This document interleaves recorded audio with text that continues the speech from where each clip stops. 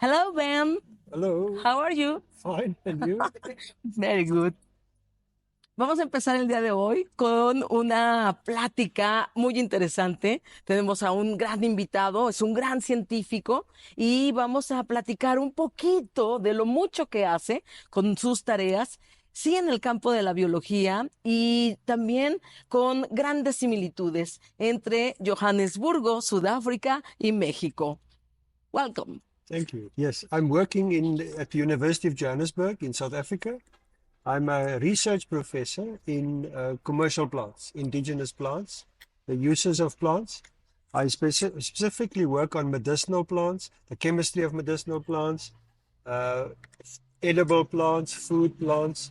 So all plants that is socially relevant. And Taxonomy. Taxonomy, I started my career as taxonomist, and that's very useful because the first thing you need to do as a botanist is to know the plant, know the species that you are dealing with. And so that's my specialty. I know plants and I know what you can use them for. The number one. Well, in South Africa, I guess yes. I also have an international series of books dealing with all socially relevant plants. It's called Medicinal Plants of the World, Food Plants of the World, Mind-Altering and Poisonous Plants of the World, Florist Flowers of the World, Herbs and Spices of the World. So it covers all aspects of plant use. Full colors, comprehensive reviews of the uses of plants, the different categories of use, in different languages also, Oh. in Korean, German. Platícame un poco, tienes años visitando México y esta es una colaboración entre científicos, entre expertos. It started with Kalina. Yes. That is also a legume person. She studies legumes. I also study legumes. So we met at a conference of legumes, and she invited me to Mexico. And of course, has to do with the uses of plants, because in their center they also develop new products, new crops. And so since 2014, I've been coming every year to Cuernavaca to collaborate with them, to give some lectures to the students, and to share, especially to share my experiences with interviewing local people, to record traditional knowledge in an ethical way. And Yes. that is exactly what I'm also talking about here to the students. And so we're collaborating. And what is so fascinating, of course, is the very strong similarities between Mexico and South Africa. Both are large countries with very high plant diversity and a very high cultural diversity. And so it is very complicated, the plant uses, because different communities use the same plants in different ways. So it is fascinating to compare the two countries. Sí. Un mundo fascinante porque podemos estar separados, somos dos continentes, pero has encontrado, y ustedes como expertos, muchas similitudes y mucho más allá de la propia biología. Tenemos similitudes en general. Yes. In different parts of the world, people have, through experimentation, learned that some plants are good for certain ailments, for example. And this has to do with the chemistry.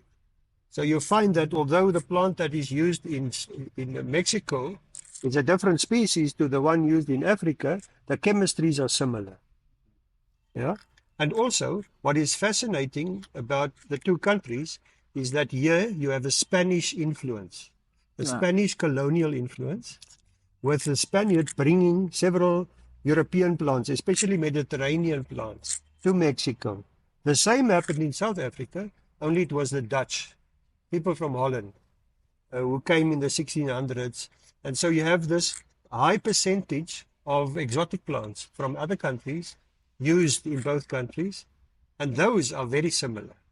So you have Romero, the rosmarinus, which we also use, the salvia, and so on. There are many similarities in the exotic plants that are used, the non-indigenous ones. Hablando de plantas con uso tradicional, nuestros países, nuestras comunidades siguen utilizándolas. Este uso con la modernidad, con la globalidad.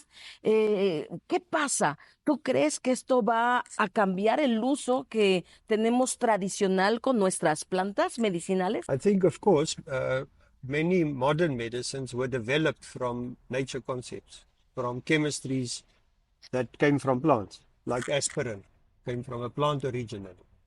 And so there's the similarity, but in general, the natural medicines are used for self-terminating ailments, non-serious ailments, to reduce the symptoms, to make you feel better. Right? Unfortunately, there are also commercial people who are unscrupulous and they sell you a placebo. There are many examples of placebo products. They are absolutely safe because they are not active. But because of the placebo effect, people believe in it. And you can see, if you take a graph, the more publicity, the more commercial advertisements and so on, the better the sales. And so you have these famous medicines that were once the wonder cures of the world. Now they are gone. Where are they? Because the advertising stopped. They made their money and they ran away. And this is not good because they are giving traditional medicine a bad name. Yeah? Because in my experience, the traditional knowledge is profound. In South Africa, it is the result of hundreds of thousands of years of experimentation. And to lose that knowledge is terrible. So I can give you many examples of plants that where old people, illiterate people say, you can use it for this and it works. I test it in the laboratory and it works better than the commercial medicine. So I think there's a place for both. And you do not treat cancer and serious health conditions with a herb.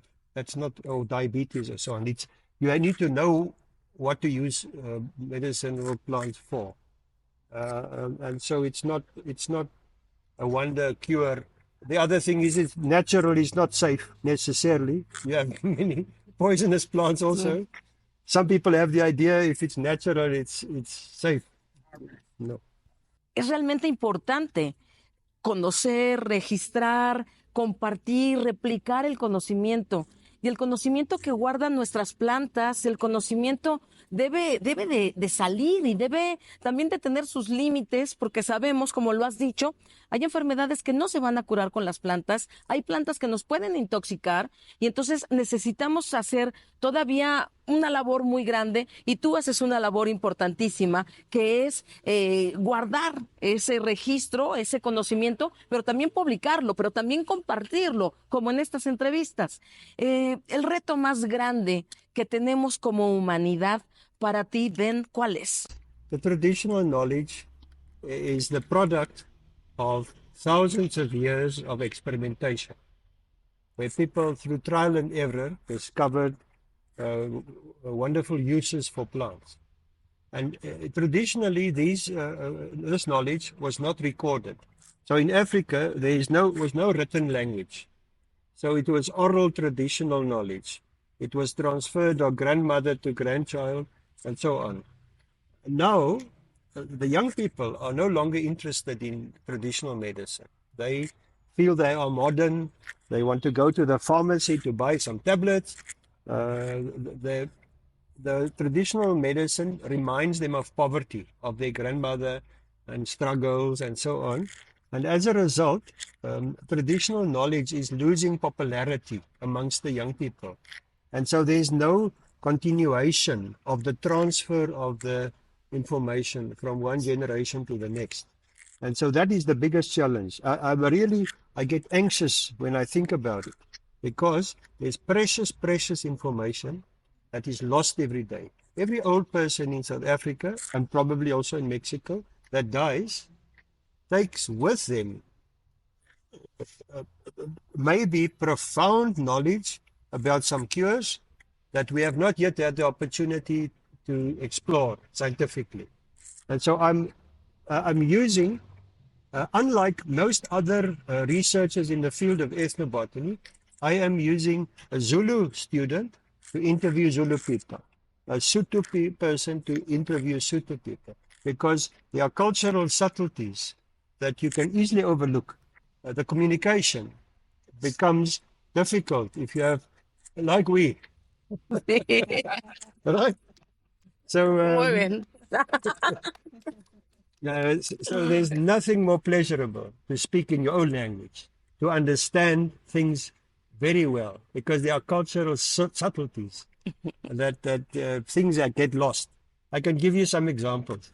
For example, an old man told me that this bush, and he showed a bush in the field, the, the women, his sister-in-law, old ladies, they eat the young leaves, and it is sweet like sugar. Now, if a naive person write it up, they say, oh, and they do it to prevent them from getting colds and flu, right? So now if a normal person writes it up, he says, oh, yeah, this thing is used for colds and flu. No, the old women. So we studied the plant, and the sweet substance in the plant is a phytoestrogen. So we are talking hormone replacement coming from the mouth of an illiterate man.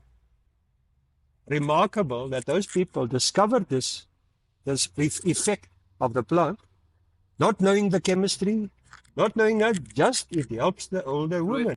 So there's some of these precious bits of information. How would we ever know it later if I did not record it? It would have been lost. It's an old man. La verdad es que estamos llenos de temas interesantes y estas sutilezas entre el lenguaje, entre la multiculturalidad, las similitudes que tenemos entre Sudáfrica, México, la investigación, las plantas, la cultura. La verdad es que es un mundo fascinante y yo debo decir y recordar que estamos con un top de la ciencia. Es el equivalente como los premios Oscar, pues estamos con el premiado de esta hermosa nación hermana con tantas similitudes y pues me encanta estar aquí contigo, Ben, y vamos a cerrar. Y el cierre a mí me gustaría que sean uno de estos mensajes que los biólogos en general nos saben dar. Se dedican a estudiar la naturaleza desde lo pequeño hasta lo grande, hasta lo que nos impacta, hasta lo que nos beneficia, el ambiente. Un mensaje, yo quiero un mensaje para otras generaciones y que estos mensajes desde el corazón de un biólogo pues nos ayudan a valorar. Yes, I think it's very, very important to appreciate nature. Nature is, in my opinion, the only miracle we have around us. All the technologies will come and go, but nature will remain, and we have to look after nature, and we have to understand nature. That is the whole purpose of research in biology, is to understand nature and to appreciate nature and to retain it for future generations, so that our children and grandchildren can also enjoy it the way we enjoyed it. Bien. Thank you very much. Pleasure. Pleasure. Estamos despertando conciencia. Hasta la próxima.